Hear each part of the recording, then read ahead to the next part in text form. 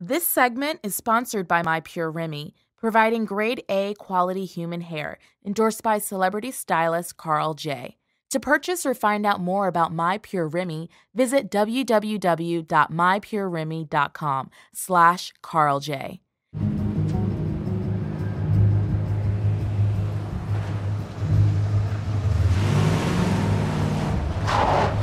What's up, Houdini? You got something for me? What are you talking about? Come on, man.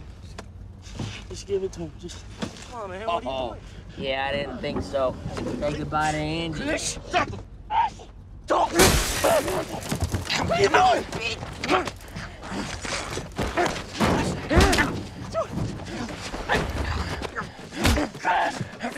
Run, Andy!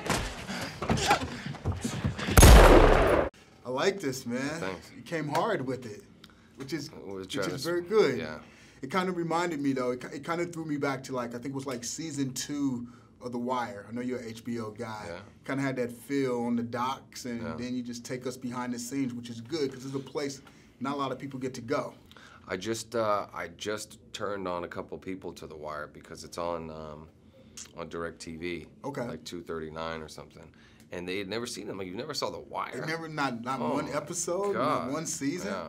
And it was the episode where Avon and those guys were going to jail. Okay. All right. Yeah, that's one of, in terms of TV, I loved it. And I think that's why I like this movie, because I like the way it interplays, you know, because definitely you don't know where it's going. So yeah, it's a world that you're interested in seeing, and it seems realistic and grounded. And the guy is doing stuff. It's not like he's a thinker as well as, if he's got to put hands on somebody, he can. But, he's thinking on the go, and I just thought it would make for a great movie.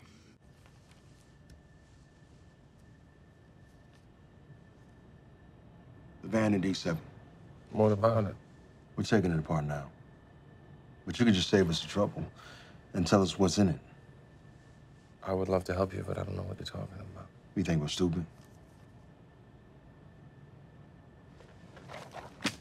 Who's Jim Lakowski? Well, it says right there, he's the guy shipping the van, so maybe you should talk to him.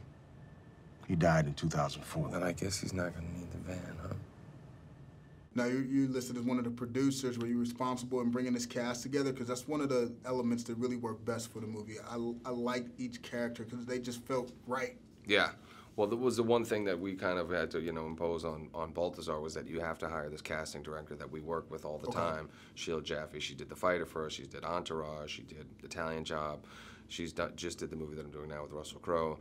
She's my go-to girl, and we sit down every time, we talk about who we ideally want in each role. And usually we don't get our first choice, but in this time we did, because they all responded to the material. Okay, so it all played out the way you wanted it to play out. Yeah. Now, where'd you actually shoot everything? Did you actually go down? Yeah, we shot in New Orleans and Panama. Wow, those are very two sort of, I can't even think of the word to describe each of the cities, but they each have a unique sort of gritty feel to them. Yeah. But they're both beautifully exotic in some different sort of way. Exactly. You summed it up better than I could have.